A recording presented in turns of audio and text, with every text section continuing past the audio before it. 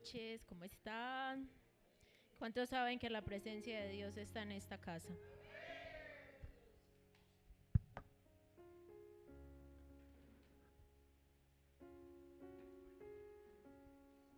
Amén. Eh, para mí es un placer estar con ustedes nuevamente. Es un gusto y un privilegio de que el Señor nos pueda ver como instrumentos confiables en su mano para dar una palabra. Amén.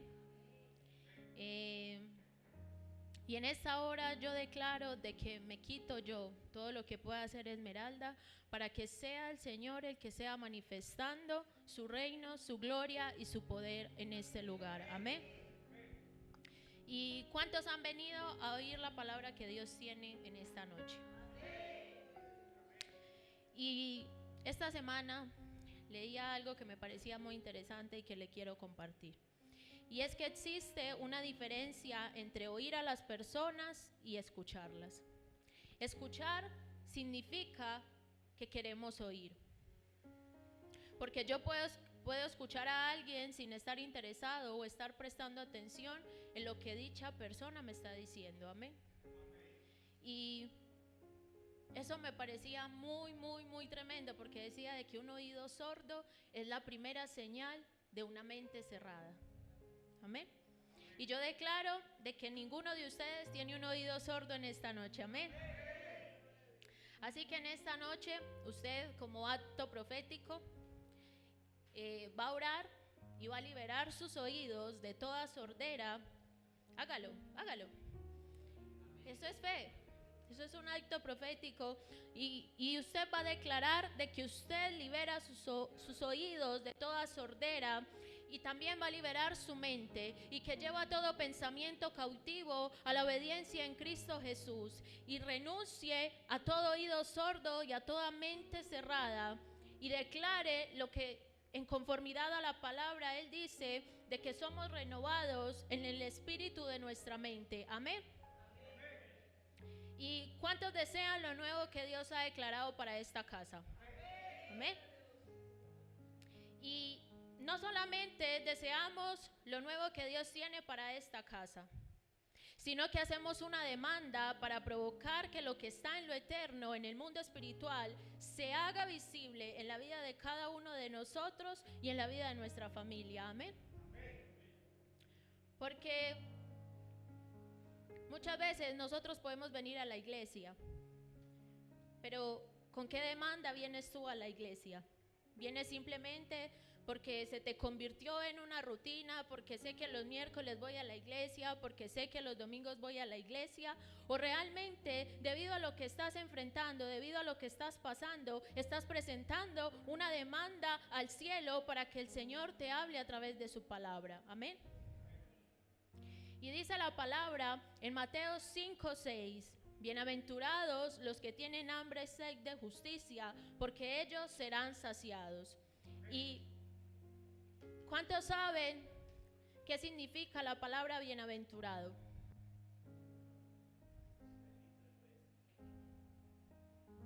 La palabra bienaventurado significa doblemente bendecido. Y yo declaro que cada uno de ustedes que está en este lugar vino con hambre y vino con sed y que será doblemente saciado y bendecido. ¿Cuántos lo creen?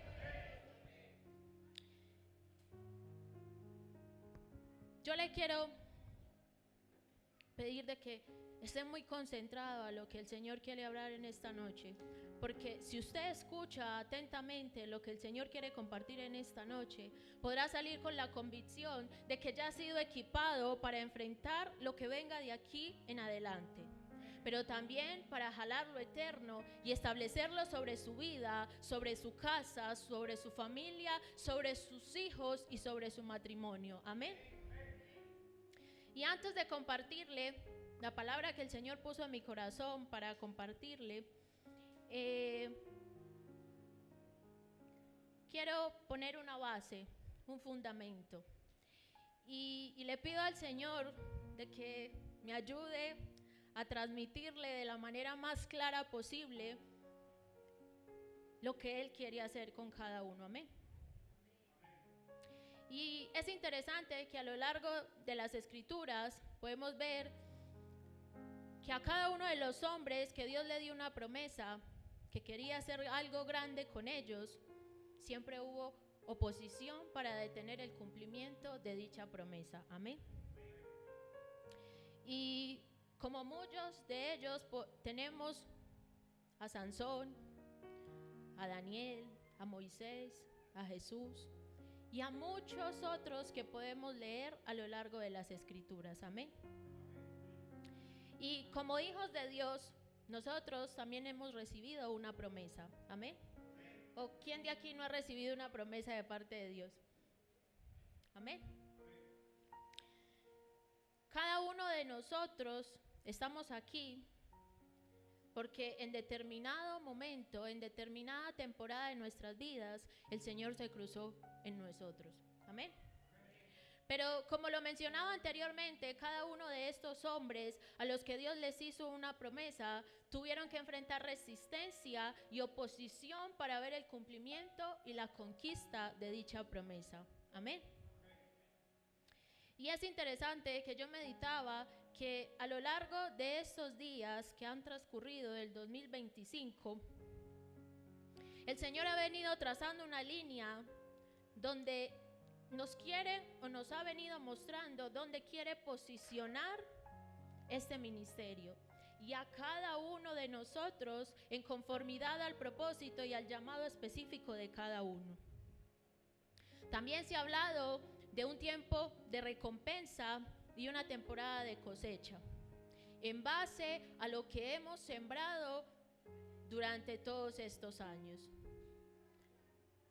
Amén. Y esto me llevó a meditar de que, como se nos ha enseñado, toda verdad es paralela y que así como cuando en lo natural alguien va a realizar un cultivo o va a sembrar algo, tiene que tener ciertos detalles presentes. Amén. Y lo primero que se hace cuando se va a realizar una siembra es analizar el terreno donde se va a sembrar. Amén. De que ese terreno tenga las condiciones óptimas para poder sembrar y que al tiempo determinado podamos recoger una buena cosecha. Amén. Teniendo en cuenta de que hay agentes externos y aún internos de la misma tierra que pueden actuar en contra de esa semilla que vamos a plantar. Amén. También es importante elegir el tipo de planta y el momento de siembra, porque indagando en esto aprendí de que no se puede sembrar en cualquier tiempo, pero que también hay que tener presente qué tipo de semilla yo quiero sembrar, qué tipo de fruto quiero yo sembrar, porque hay que saber el clima propicio para determinada semilla que yo quiera sembrar. Amén. Pero luego de elegir el tipo de planta, también se necesitan ambientes óptimos para su crecimiento. Tenemos que preparar el suelo, limpiarlo de toda maleza. Yo sé que los que han sembrado la tierra me entienden de todo esto que les estoy hablando. No les voy a hablar de agricultura, pero es el fundamento para que me entienda lo que le quiero transmitir en esta noche. Amén. Cada semilla, como le mencionaba, tiene una temporada específica. Yo no puedo sembrar papa en un clima caliente porque la papa es de tierra fría. Amén.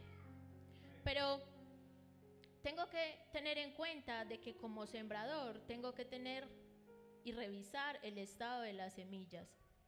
De que después de que realizo la siembra, tengo que estar revisando de que las plagas, de estar pendiente de las plagas que quieren venir a atacar mi siembra. No es que la tiro y espero de que nazca por arte de magia. Amén. ¿Por qué? Porque si yo sembré en una temporada donde había buen buena humedad para que esa semilla empezara a hacer su proceso de descomposición y poder ver la plantica chiquitica. Hay veces en que el clima varía. Y si hace mucho verano, pues ¿qué tengo que hacer? Tengo que estar pendiente y tengo que regarla. Amén. Y por último, tengo que esperar a que la planta crezca. Amén.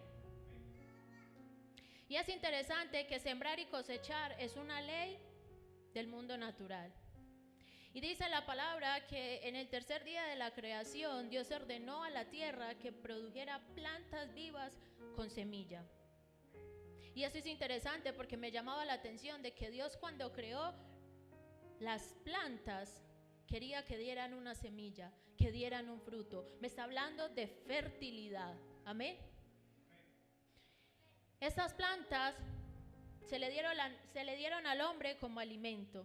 Y desde el principio, la humanidad ha entendido el proceso de sembrar y cosechar y lo ha puesto en práctica para su beneficio. Amén. Es interesante que Dios utiliza la ley de la siembra y la cosecha para dar su bendición. La bendición de Dios alcanza a todo el mundo, ya que Él envía lluvia sobre justos e injustos. Amén. En algunos casos, su bendición llega de manera más especial a quien Él elige. Como por ejemplo Isaac, que sembró una cosecha y recibió el 100 por 1 en una sola temporada porque el Señor así lo eligió bendecirlo. ¿Y cuántos quieren y cuántos creen de que en esta temporada de cosecha que el Señor está trayendo, ustedes van a recibir al 100 por 1? Amén.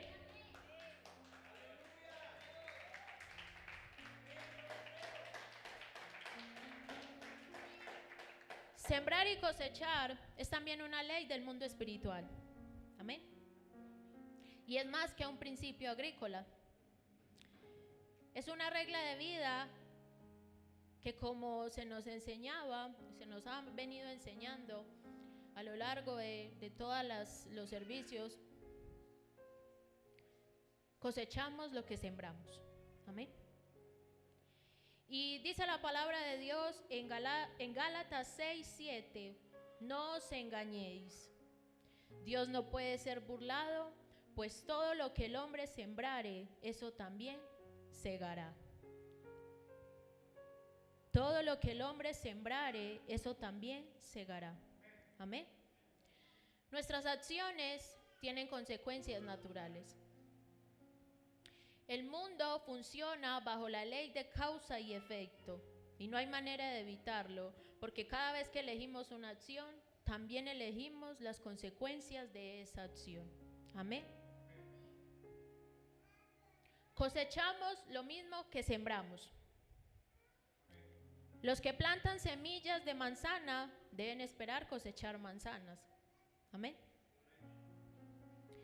Y asimismo, los que siembran ira deben esperar lo que la ira produce naturalmente. En la palabra de Dios dice de que el que siembra para su carne, de la carne segará corrupción, mas el que siembra para el espíritu, del espíritu segará vida eterna. Vivir una vida de carnalidad y de pecado no nos puede hacer esperar de que podamos heredar el cielo, y no podemos pretender de que si estamos sembrando cardos podamos recoger rosas. Y en ese momento esa palabra lo hace a uno meditar acerca de qué estoy sembrando. ¿Estoy sembrando para la carne o estoy sembrando para el espíritu? Este principio funciona tanto positiva como negativamente. Porque el que siembra justicia tendrá galardón firme, pero el que sembrare iniquidad, iniquidad segará. Amén. Cosechamos proporcionalmente a lo que sembramos.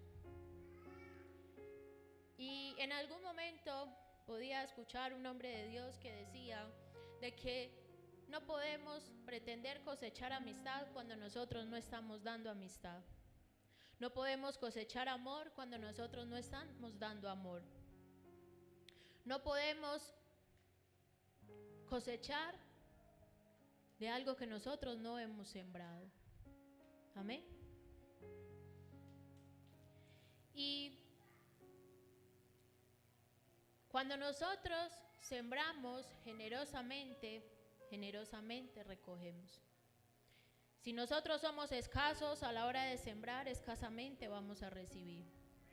Todo es proporcional a como nosotros lo hagamos.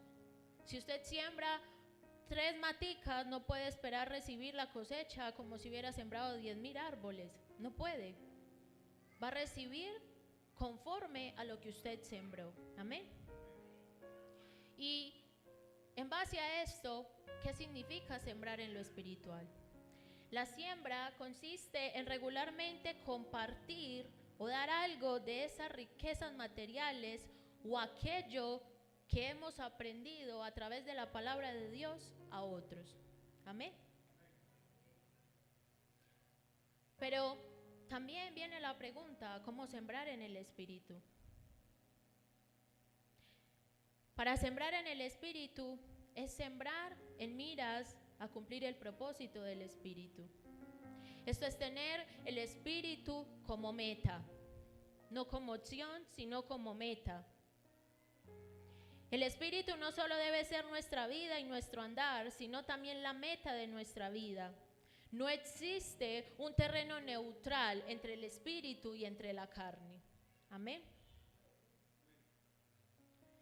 Sembrar espiritualmente es tomar acciones que nos acerquen más a Dios, que nos hagan crecer espiritualmente.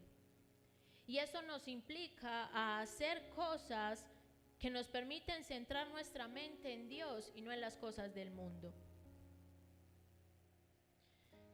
Sabemos de que algunas actividades que nos pueden ayudar a sembrar espiritualmente es la oración, la lectura de la Biblia, la adoración, la evangelización, las ofrendas, servir en la comunidad. Pero sembrar espiritualmente también implica tener el Espíritu Santo como meta, aceptar la verdad de Dios y cambiar para vivir de acuerdo con la voluntad del Señor para nuestras vidas. Amén. En medio de este caminar y de nosotros sembrar en lo espiritual, tendremos que tomar decisiones que estén alineadas a la obra del Espíritu. Porque de acuerdo a lo que nosotros vamos sembrando y lo que les mencionaba anteriormente de la oración, la lectura de la Biblia y todo esto que les mencionaba, asimismo nosotros vamos a cultivar frutos del Espíritu, como el amor, la paz y el gozo. Y dicho todo esto,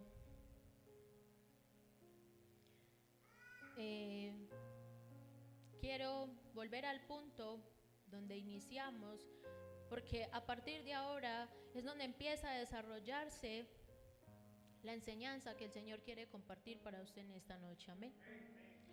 Y volviendo al inicio, es que como hijos del Señor, cada uno de nosotros tenemos una temporada, tenemos una promesa, y que Él se cruzó en la vida de cada uno de nosotros en determinada temporada y vino y habló algo a nuestro corazón que inmediatamente cambió todos los planes que nosotros teníamos. Amén. Pero como anteriormente lo mencionaba, cada uno de estos grandes hombres de Dios tuvieron que enfrentar resistencia y oposición para ver el cumplimiento de dicha promesa. Y hablábamos acerca de que Dios ha venido trazando una línea en lo que va del 2025, a dónde quiere posicionar Dios este ministerio y a cada uno. Amén. En conformidad al propósito, a la gracia que le ha dado a cada uno. Se nos ha hablado de una ley de recompensa, de una temporada de cosecha, de lo que hemos sembrado durante todos estos años de servicio y de entrega al Señor. Pero esto demanda de nosotros una transición. Amén. Y cuando se nos dice transición, se nos está hablando de un cambio. Pasar de lo que siempre hemos hecho a algo totalmente nuevo y desconocido. Porque tiene que haber un tiempo de acople, donde empezamos a dejar o hacer las cosas como estábamos acostumbrados a hacerlo y empezar a hacerlo de la manera nueva en la que Dios nos está direccionando. Amén. Esto nos lleva a que en nosotros se produzca una metanoia, un cambio de mentalidad. Amén. Porque dice la palabra en Romanos 12:2: no os conforméis a este siglo, sino transformaos por medio de la renovación de vuestro entendimiento, para que comprobéis cuál sea la buena voluntad de Dios, agradable y perfecta. Y ahora yo te hago una pregunta: ¿con cuánta frecuencia te cansas de vivir lo mismo? ¿Con cuánta frecuencia te cansas de ver los mismos resultados? A menudo en el transcurso de nuestras vidas nos vemos enfrentados a situaciones de ciclos repetitivos donde nos cansamos de enfrentar lo mismo y de enfrentar las mismas batallas. Pero te quiero hacer otra pregunta: ¿qué haces de diferente cuando te cansas de ese comportamiento? Porque la cuestión no es que nos cansemos de vivir como hemos vivido hasta ahora, sino que estoy haciendo de diferente, qué estoy cambiando para poder no seguir viendo los mismos resultados. Dicen que para poder adaptar un nuevo hábito a nuestras vidas, tenemos que hacerlo constantemente durante 21 días, repetirlo constantemente para que se vuelva ese hábito de que ya no lo tengamos que hacer porque nos toca, sino porque se convirtió en un estilo de vida. Amén. Como cuerpo de Cristo tenemos autoridad y por esto es que el enemigo nos persigue. No, aquí no hay gente de autoridad. Se fueron. Como cuerpo de Cristo tenemos autoridad y por eso es que el enemigo nos persigue. Y como Dios ha declarado una palabra sobre esta casa, sobre la vida de cada uno de nosotros, asimismo, como en lo natural las cosechas enfrentan enemigos, nosotros también enfrentamos enemigos. Amén. Y dice la palabra en 1 de Pedro 5:8: sed sobrios y velad, porque vuestro adversario, el diablo, como león rugiente, anda alrededor buscando a quien devorar. Y así como en lo natural los cultivos se ven enfrentados a plagas, a cambios en el clima, como hijos de Dios también enfrentamos un enemigo latente. Amén. Y dice en Efesios 6:12 de que no tenemos lucha contra sangre y carne, sino contra principados, contra potestades, contra los gobernadores de las tinieblas de este siglo, contra huestes espirituales de maldad en las regiones celestes. Pero así como nosotros identificamos de que tenemos un enemigo que no es natural, que no es el hermano, que no es el esposo, que no es el hijo, que no es el patrón, sino de que es una lucha espiritual. Porque nosotros no somos seres naturales, sino que somos seres espirituales. Por ende, la lucha que nosotros tenemos es espiritual.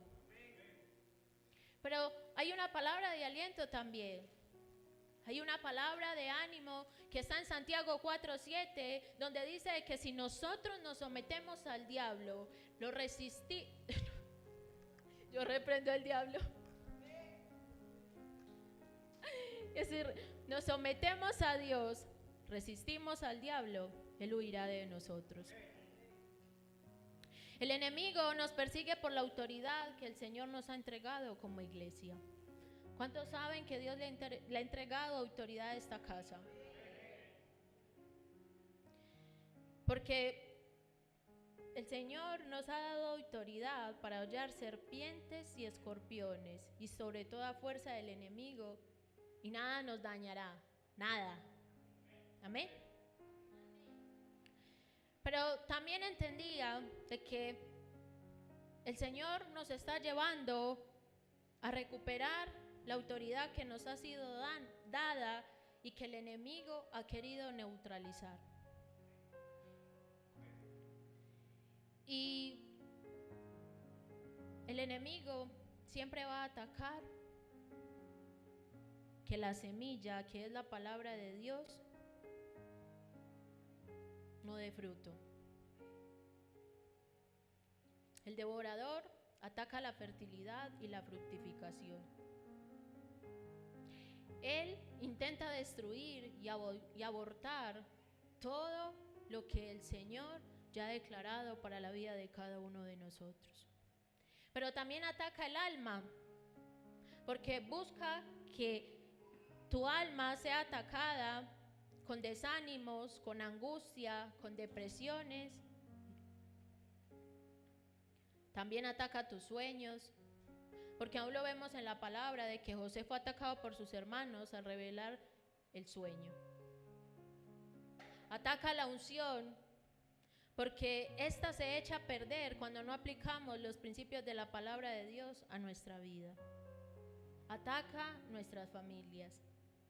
Y esto me lleva a pensar de que nosotros aún estamos vivos y existimos. Ay, yo tengo la lengua enredada. Estamos vivos por la misericordia de Dios. Porque contra todos los enemigos que nosotros batallamos, contra todos los enemigos que nosotros peleamos, es simplemente la misericordia de Dios que aún nos permite estar aquí de pie. Amén. Y vamos a identificar unos cuantos enemigos que pueden estar dañando tus cosechas y deteniendo tus bendiciones. Amén. ¿Cuántos quieren identificar esos enemigos que están deteniendo su cosecha? Porque yo me rehúso a de que si Dios ha dado la palabra para esta casa, de que Dios nos va a recompensar, de que nos va a dar una cosecha, yo me rehúso a que el diablo quiera venir a robar esa cosecha. Y es interesante de que leía en el Antiguo Testamento cuando Dios sacó al pueblo de Israel de Egipto, luego de que ya había transcurrido mucho tiempo antes de entrar a la tierra prometida. Y me llamaba la atención de que ellos siempre en determinado momento tenían batallas con los madianitas, con los amalecitas y todos esos que terminan en itas, amén. Pero yo decía, ¿por qué? Porque a veces uno lee la palabra de largo y no permite de que Dios le dé revelación y entendimiento el qué significaba cada una de esas batallas con cada uno de esos pueblos que ellos se tenían que enfrentar. Amén. Y el primero de estos enemigos son los madianitas. Amén. Y los madianitas son los que infunden terror y miedo. Eran los que tenían al pueblo de Israel atemorizado. Realizaban incursiones en el territorio. Y preste atención a lo que le voy a decir a continuación. Devastaban los sembrados y se apoderaban de los ganados. O sea que se robaba ¿qué? La cosecha. Los madianitas de este tiempo pueden causar pobreza, pueden causar miseria y opresión. Se pueden manifestar con desánimo, con desorden, con escasez y con mala administración de los recursos financieros. Generalmente opera engañando y llevándonos a la esclavitud, estancamiento y debilidad. Amén. Y muchas veces somos derrotados antes de salir a la guerra. ¿Cuántos se han sentido así en algún momento? De que saben de que Dios ha puesto algo en su espíritu, pero al momento de salir a la guerra se sienten desanimados. Que no sienten o que creen que no tienen fuerzas con qué pelear. Y como en aquella época, ellos mismos, por causa de los continuos enfrentamientos, se hicieron cuevas en los montes, en las cavernas y en los lugares fortificados. Y me llamaba la atención que cada uno de ellos tiene algo particular. Y las cuevas son un hueco dentro de un monte. La caverna es un lugar más profundo dentro de una montaña, pero los lugares fortificados están mucho más cerrados todavía. Y quizás en este momento nosotros no estamos literalmente en una cueva, pero sí podemos estar tratando de escondernos en la cueva de la timidez, en la cueva de la pena, en la cueva del terror y en la cueva del miedo. Hoy puedes decidir salir de esa cueva. Hoy puedes decidir salir de allí. Salir de la cueva del terror, del miedo, de levantarte y de enfrentar todos los desafíos que tengas por delante. Amén.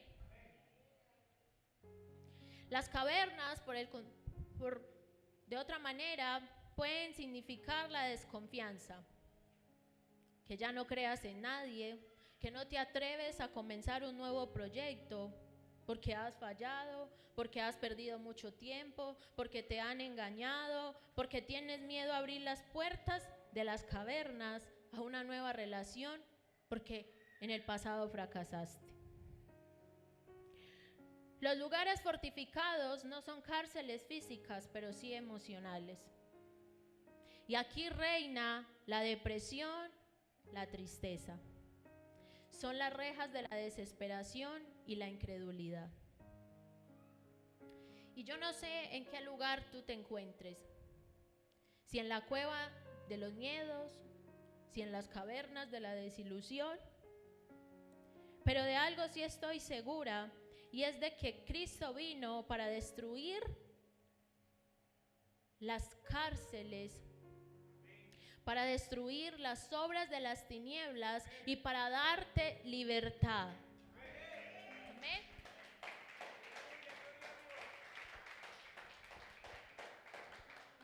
Dentro de estos otros enemigos, el primero es ¿cuál?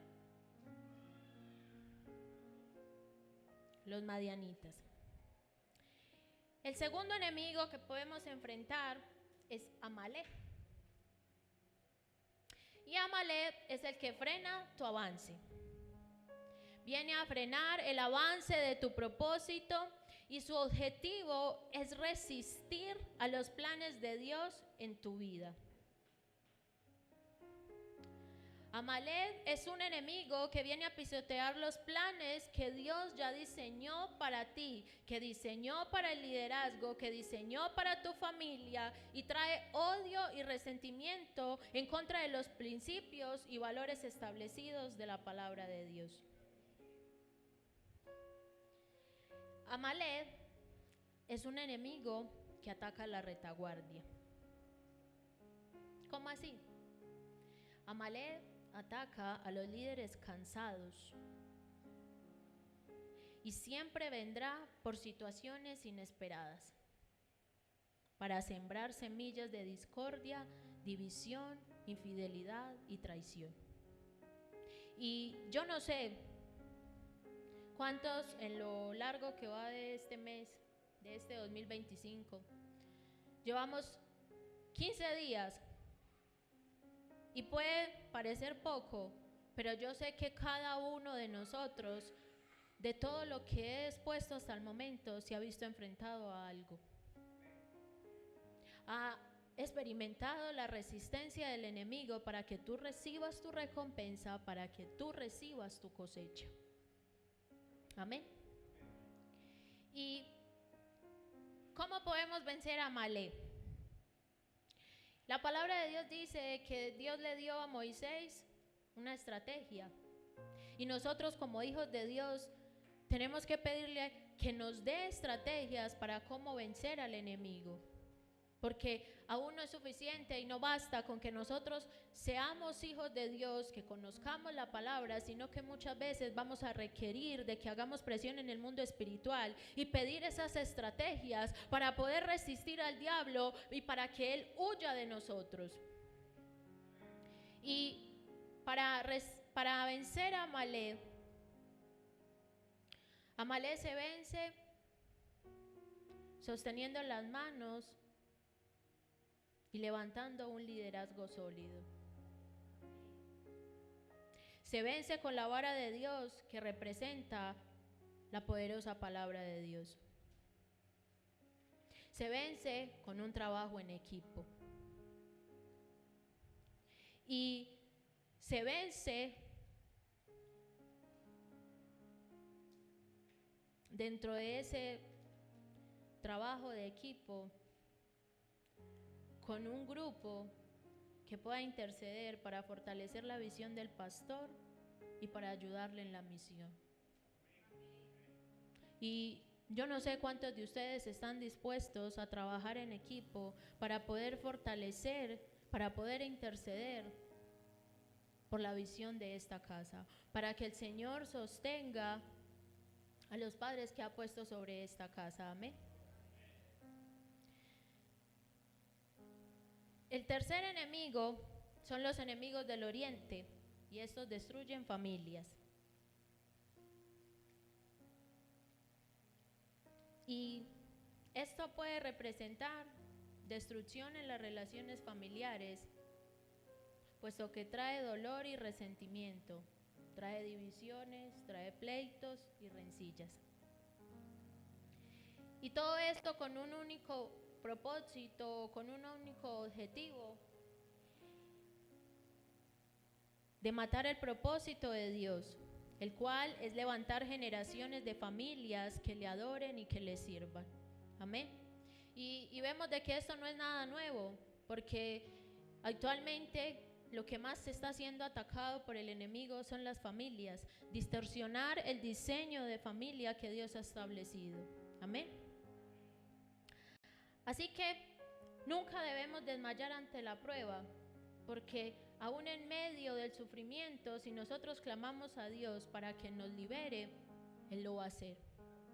Porque aún en medio de la opresión y de la esclavitud que enfrentaba el pueblo de Israel en Egipto, ellos clamaron por un libertador, para que Dios los liberara a salir de toda esa opresión y de toda esa esclavitud. Y levantó a Moisés. Amén. Tal vez en este momento tú has experimentado de que has perdido muchas cosas.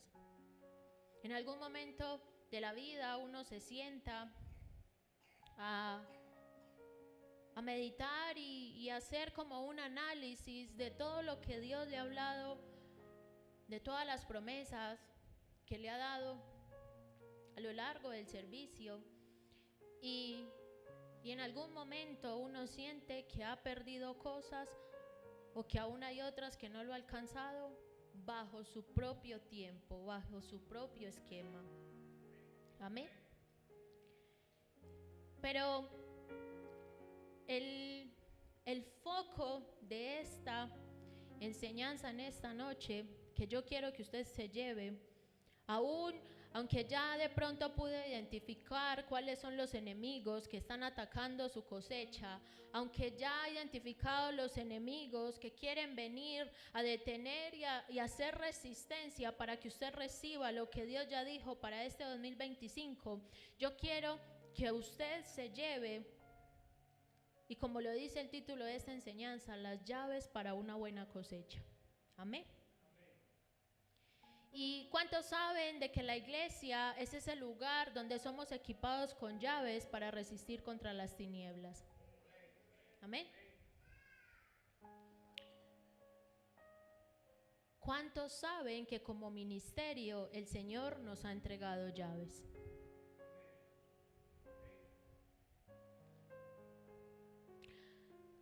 que nosotros venimos a un servicio, Él nos entrega llaves. Porque este es el lugar de entrenamiento, donde estamos siendo preparados a través de la palabra que recibimos por boca del pastor y de cada persona que tiene la oportunidad de compartir una palabra. Él nos equipa, nos prepara con una palabra, con una llave para poder enfrentar lo que ha de venir. Amén.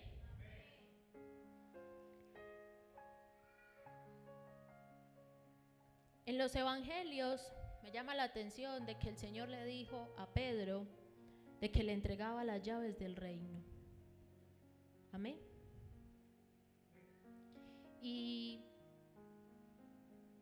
quizás puede decir uno, no estoy diciendo que lo dice la Biblia, puede pensar uno, si Pedro era un hombre que ya había visto tantas señales, tantas manifestaciones, un sinfín de milagros y de haber visto la manifestación de la gloria de Jesús, que aún su propia vida había sido transformada, ¿qué pudo haber pensado Pedro cuando el Señor le dijo que le entregaba las llaves del reino?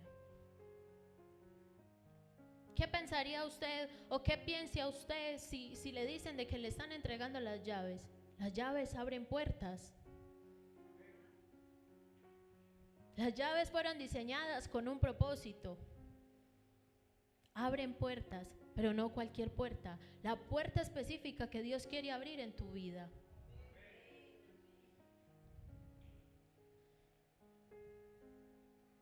El 2025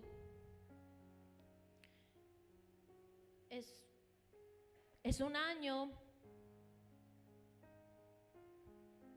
de cosas nuevas, como lo predicaba el pastor el domingo. Dios es un Dios que hace nuevas todas las cosas.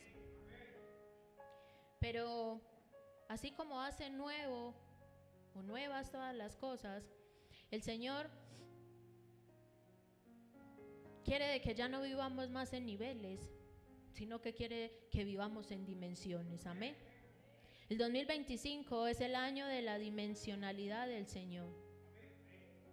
De las cosas más absurdas que por su cabeza puedan pasar, es donde se va a ver la manifestación de todo lo que hay en lo eterno que Dios ha declarado durante años para su vida, y ese va a ser el año donde se va a manifestar, donde usted lo va a ver, donde sus ojos lo van a ver y se va a hacer tangible.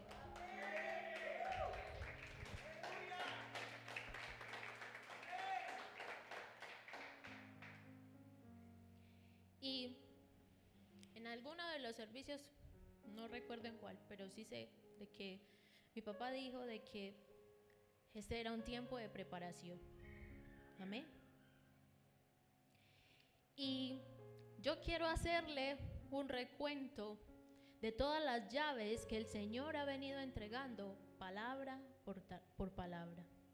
Por todas las palabras que se han predicado hasta hoy, el Señor en cada una de esas prédicas ha dado una llave.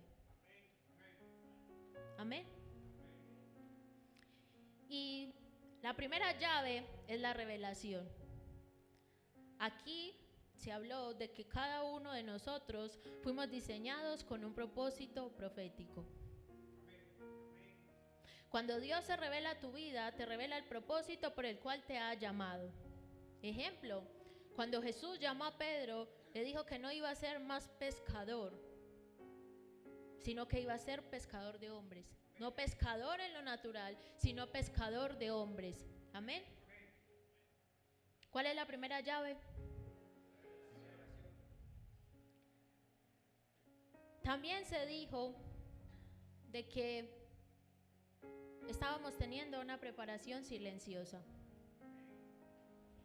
Porque luego de que Dios nos revela su propósito, nos lleva a conocer y a entender la temporada que estamos viviendo. Amén.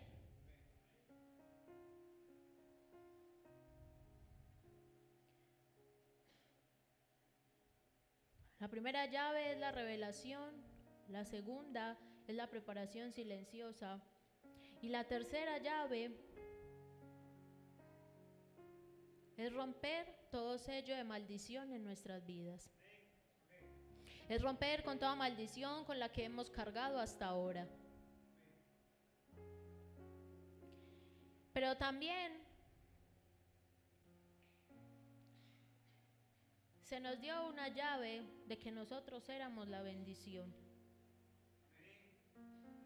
De que somos unas personas benditas, no bendecidas. Que al lugar donde nosotros vayamos, llega la bendición. Se establece la bendición.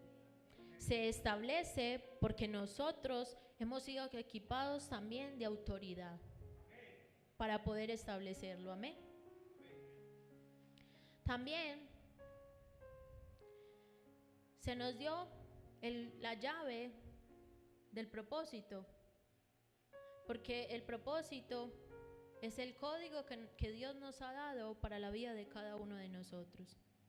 Con esa llave es con la que nosotros vamos a pelear y con la que vamos a enfrentar el diablo, porque el Señor ya nos ha revelado cuál es el propósito para el cual nosotros fuimos diseñados. Amén.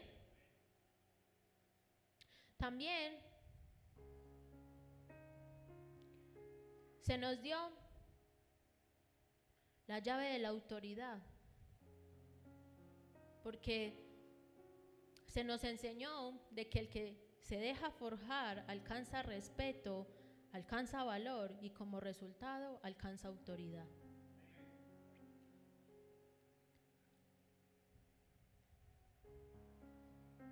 Se nos enseñó de que la recompensa no es algo que nosotros buscamos, es algo que Dios nos ofrece, que Dios nos entrega recompensa si obedecemos, si somos entendidos en sus tiempos. Se nos enseñó de que no somos recompensados por merecimiento, sino por paternidad.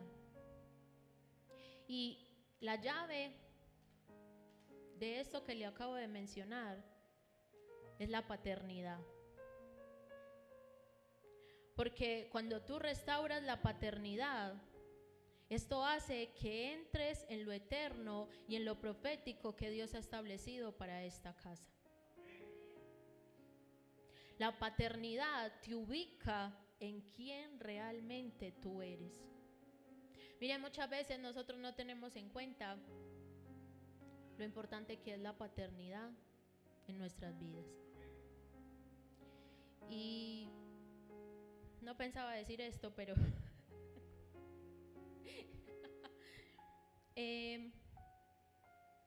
muchas veces nosotros le podemos servir a Dios, podemos esforzarnos por ser excelentes en lo que hacemos en nuestro servicio a Dios, pero el hecho de no tener una paternidad, una identidad establecida en Dios, hace que muchas veces nos sintamos vacíos, hace que muchas veces nos sintamos poco merecedores de las bendiciones de Dios. Y esto se lo digo porque yo lo hablaba con una hermana de que Dios tiene una manera muy particular de hacer las cosas. Y te lleva y te saca de tu comodidad y te lleva a lugares a donde Él quiere hablarte, donde te quiere aislar de lo que tú estás acostumbrado a hacer para que tú puedas escucharle. Y esto no lo tenía aquí dentro, pero siento en mi corazón compartírselo, porque si nosotros entendemos esto, si usted entiende de que usted es un hijo de Dios, de que Dios es su Padre, si usted abraza esa paternidad de Dios en su vida, va a poder entrar en lo eterno, va a poder entrar en lo profético que Dios tiene para esta casa, que tiene para su vida. Y quiero compartirle que cuando el año pasado hicimos el viaje a Bogotá,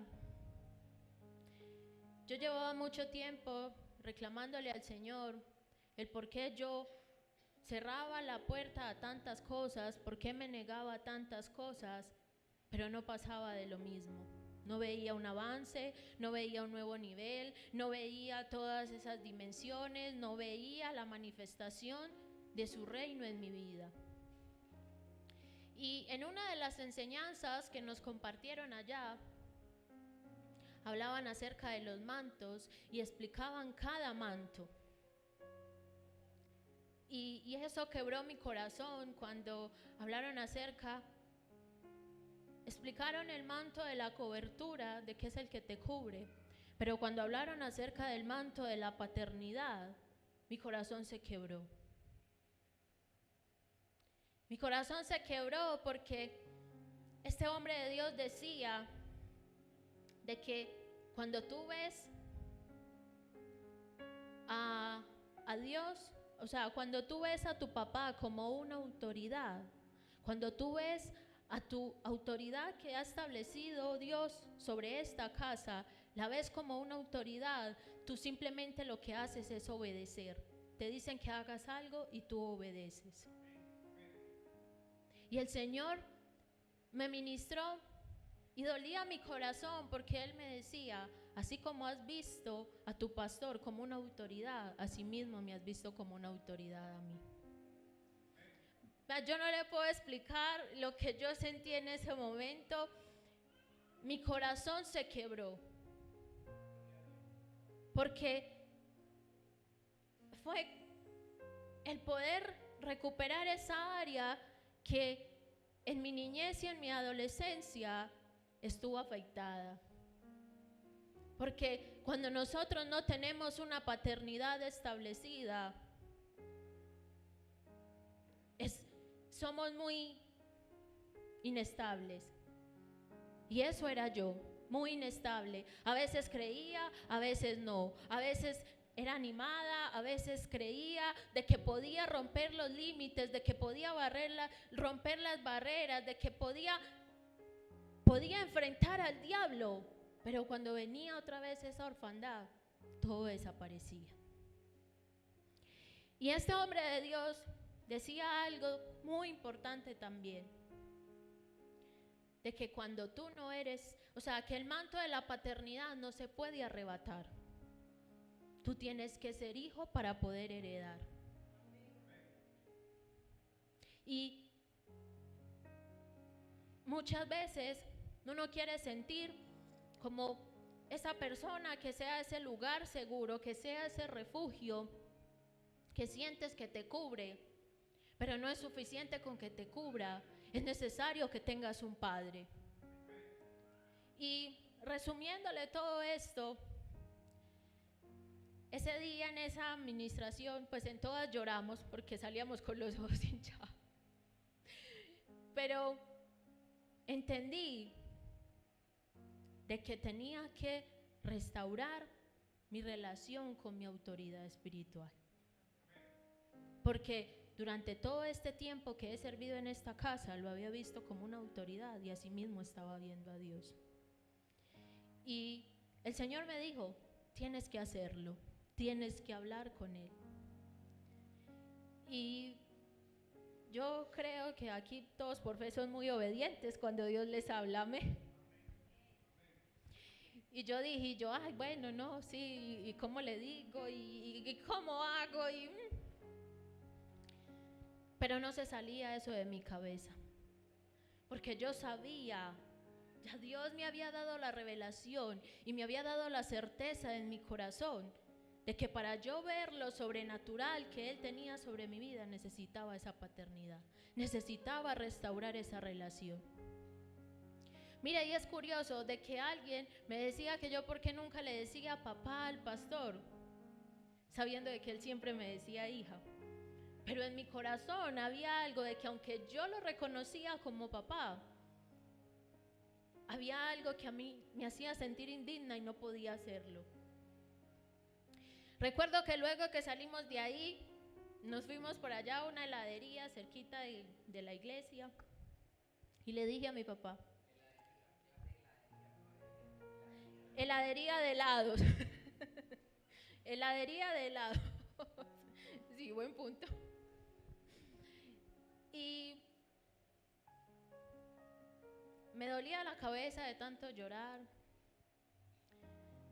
me ardían los ojos, pero había algo que no se salía de mi cabeza, el ajuste que tenía que hacer.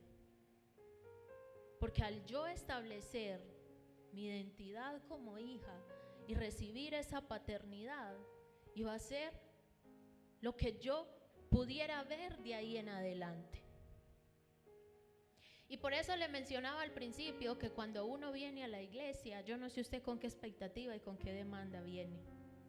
Porque siempre que yo vengo, yo le digo, Señor, ¿qué vas a hablar? Señor, ¿qué vas a decir? Porque no lo sabemos todo, no lo entendemos todo, no lo comprendemos todo. Y día tras día necesitamos aprender y ser equipados para lo nuevo que trae Dios. Y recuerdo que estábamos allá sentados y le dije a mi papá, tengo que hablar con usted. Pero le dije, tenemos que hablar, y yo sentí que otra vez todo por dentro se desbarató. Y yo dije, sí, tenemos que tener una conversación. Pues yo dije, no le voy a decir. Y yo le dije, no quiero llorar. Le dije, no quiero llorar, pues ya estaba llorando. Y le dije lo que le acabo de comentar.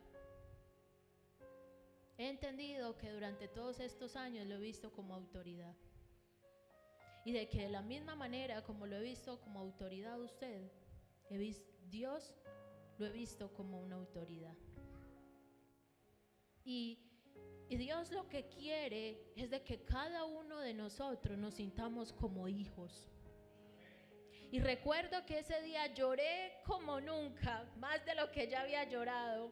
Y mi papá me abrazó y me dijo, yo la cogí. Y el día que lo hizo con Yoselis, a mí se me aguaban los ojos porque yo recordaba ese momento. Yo recordaba ese momento cuando él me dijo, apropiese de lo que yo ya le di. Y muchas veces como hijos de Dios nos hace falta apropiarnos de lo que Él ya nos dio. Nos hace falta apropiarnos de todas las promesas, de palabra tras palabra que nos ha dado y que nos ha dicho que va a cumplir con nosotros. Después de eso vino la lucha. Yo decía, ¿y ahora qué va a pensar la iglesia cuando me escucha diciéndole papá?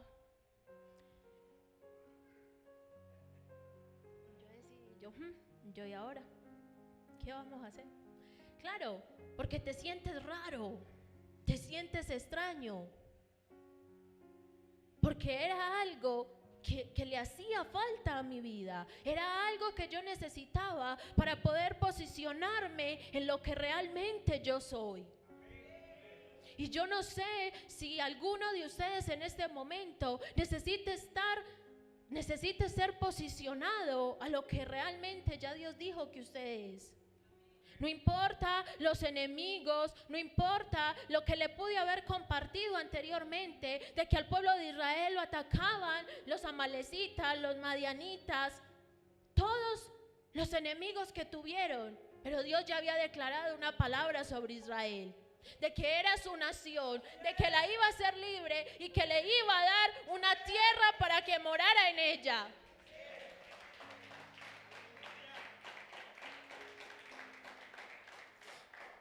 Yo siento que esta noche es la noche en que Dios quiere restaurar la paternidad de muchos de ustedes.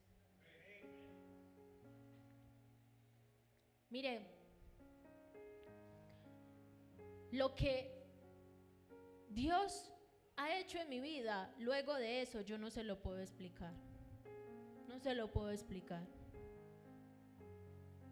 Porque fue como que el hecho de derrumbar esa orfandad fue traer a memoria cada palabra que Dios había dado a mi vida, cada promesa, cada cosa que Él había hablado a mi corazón. Y nosotros tenemos que quitarnos el manto de la indignidad, porque nosotros no somos mendigos espirituales, nosotros somos hijos, y como hijos somos herederos, no mendigos. Los hijos heredan la gracia del Padre, heredan la sabiduría del Padre, heredan los bienes del Padre. Porque si no, en vano fuera lo que dice la palabra, que todo lo que pise la planta de nuestros pies es nuestro. Y luego de este pequeño paréntesis que no pensaba compartir, pero el Señor a veces también permite que los demás conozcan esa parte vulnerable de uno, porque quizás a veces queremos hacernos ver muy fuertes delante de los otros, pero así como usted tiene luchas, yo también las tengo. Amén. Dentro de las llaves que el Señor ha dado en este lugar ha sido también la humillación. Amén. Donde nos enseñaban de que la humillación es el camino a la conquista. De que solamente debemos tener un enfoque y debe ser la presencia de Dios. Amén. De que también necesitamos alcanzar la llave de la madurez, porque es la madurez la que nos va a hacer alcanzar la cosecha. Se nos enseñaba de que la madurez está en nuestro actuar, porque nuestro actuar muestra nuestra forma de pensar.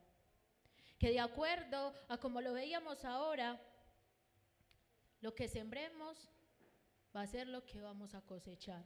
De acuerdo a las decisiones que tú tomes en este momento, va a ser lo que vas a cosechar. Pero había algo que me parecía más impresionante todavía, y es que de acuerdo a nuestro nivel de madurez va a ser nuestra cosecha este año. Y yo no sé cuántos de ustedes quieran alcanzar esa llave de la madurez para poder de que su cosecha sea abundante. Pero dentro de esa madurez también se nos daban otras llaves, que es el compromiso, el ser disciplinados, el ser corregidos, el ser discipulados, pero aprender a soportar el trato. Mire, muchas veces nosotros queremos de que haya un librito que nos diga cómo poder alcanzar lo que Dios tiene para nosotros. Muchas veces, no estoy diciendo que esté mal leer, porque hay libros que edifican mucho, pero muchas veces nosotros queremos acelerar el proceso que Dios tiene con nosotros. Cuando ya nos ha dado llaves, cuando ya nos ha dado herramientas para poder alcanzar lo que Él ya declaró sobre nuestra vida. Amén. El Señor dijo en este lugar de que Él es el que hace nuevas todas las cosas. Y de que el que tenía una mente nueva busca la esencia. Y ahí está la llave, la mente nueva. La mente nueva. Porque lo viejo trae atraso.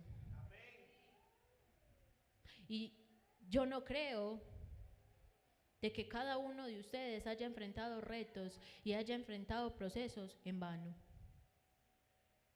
A veces uno quiere aferrarse a lo que conoce, a lo que tiene, a lo que es seguro. Pero Dios quiere llevarnos a lo desconocido, a lo nuevo que Él tiene para nosotros. Pero si tú no sueltas lo viejo, no vas a poder recibir lo nuevo.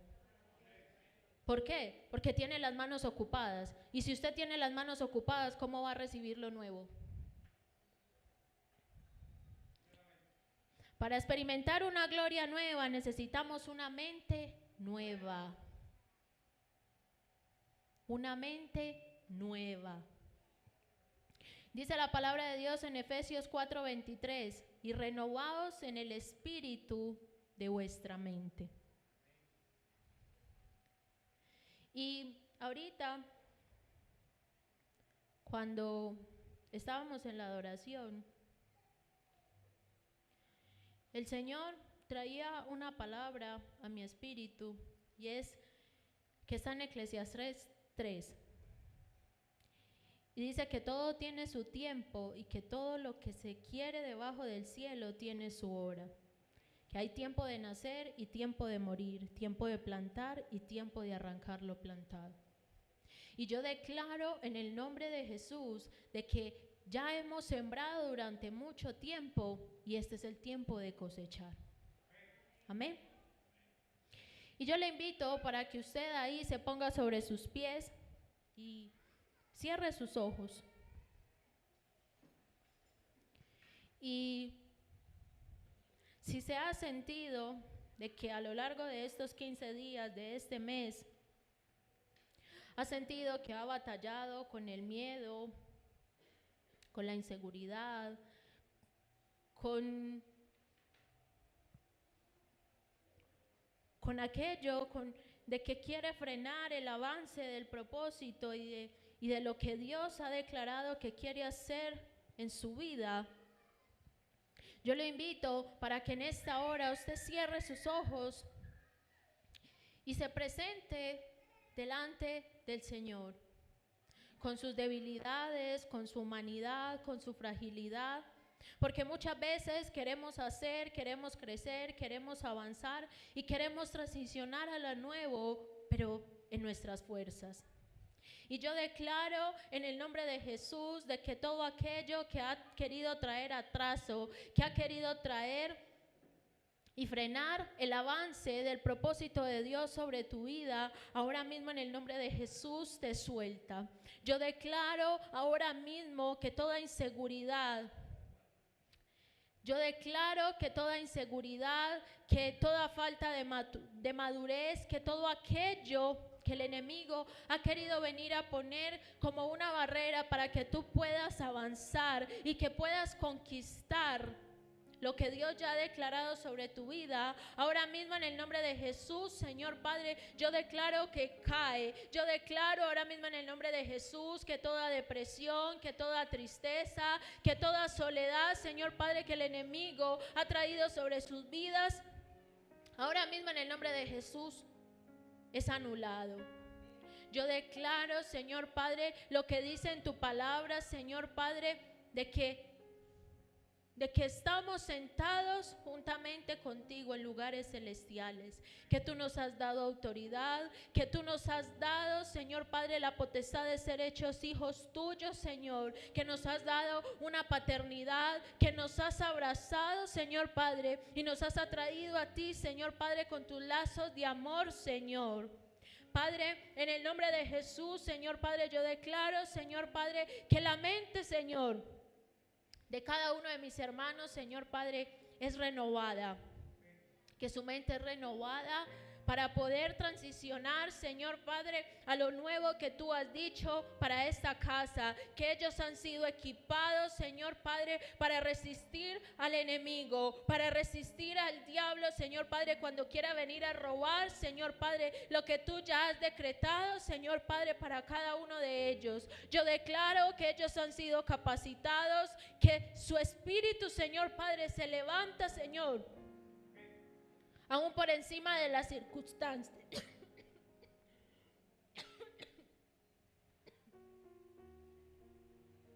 Alabado sea tu nombre, Señor.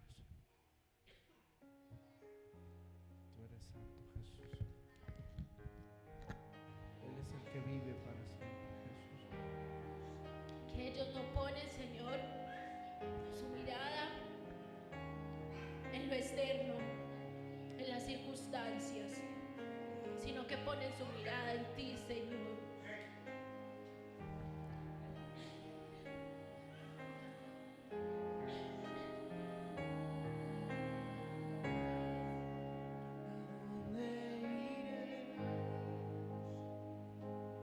Si solo en ti encuentro mi esperanza,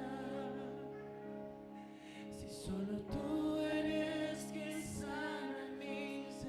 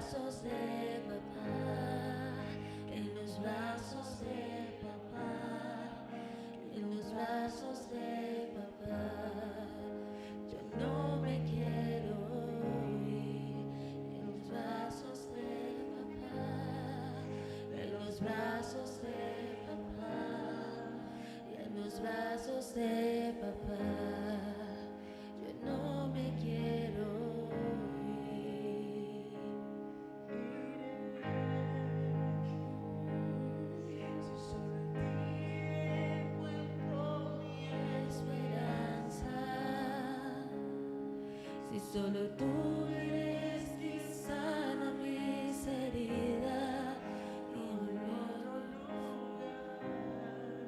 donde yo quiera estar.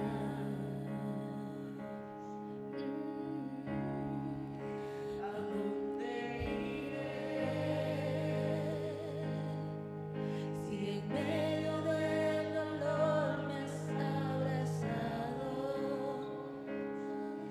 si mis lágrimas tú las has secado, no hay otro lugar donde yo quiera estar.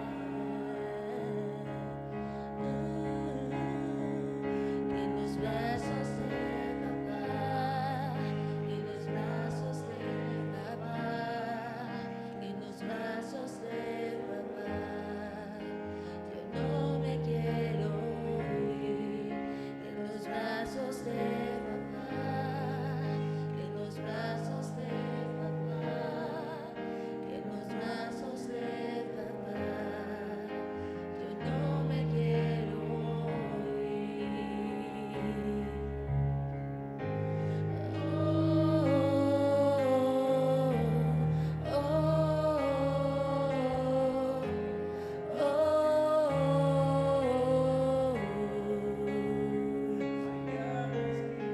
Padre, declaramos, Señor Padre, que tú eres nuestro refugio, que tú eres nuestro lugar seguro, que aún en medio de las circunstancias, aunque no sepamos cómo hacer, nos refugiamos en ti, en tus brazos, en tu presencia, y tú nos guiarás y tú nos mostrarás el camino. Hoy nos despojamos, Señor Padre, de toda orfandad, Señor Padre. Nos quitamos, Señor Padre, todo manto, Señor, de orfandad, Señor Padre, y nos sumergimos, Señor, en tu paternidad. Abrazamos tu paternidad. Abrazamos, Señor Padre, tu amor, Señor, en el nombre de Jesús, Señor.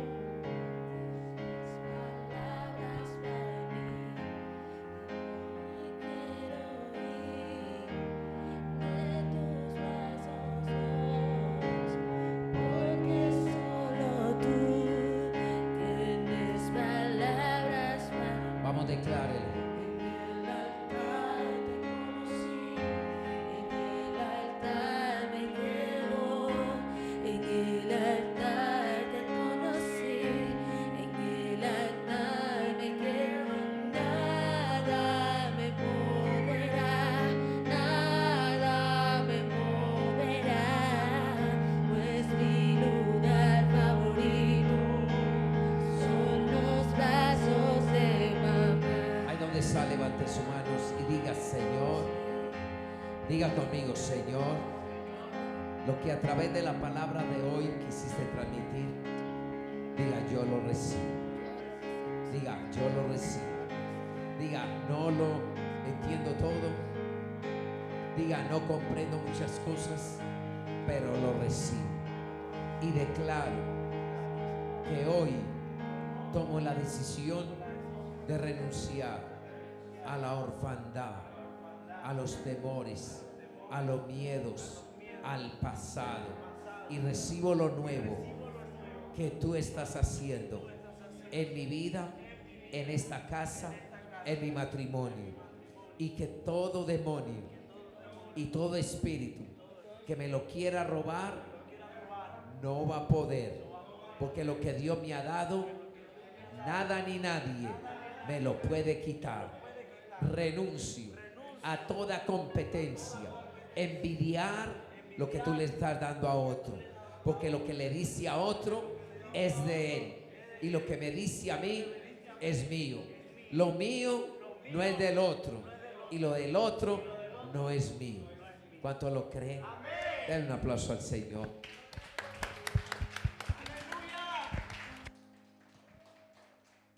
Yo sé que algunos el tema es claro, y yo sé quiénes lo tienen claro, y eso claro da claridad. Amén.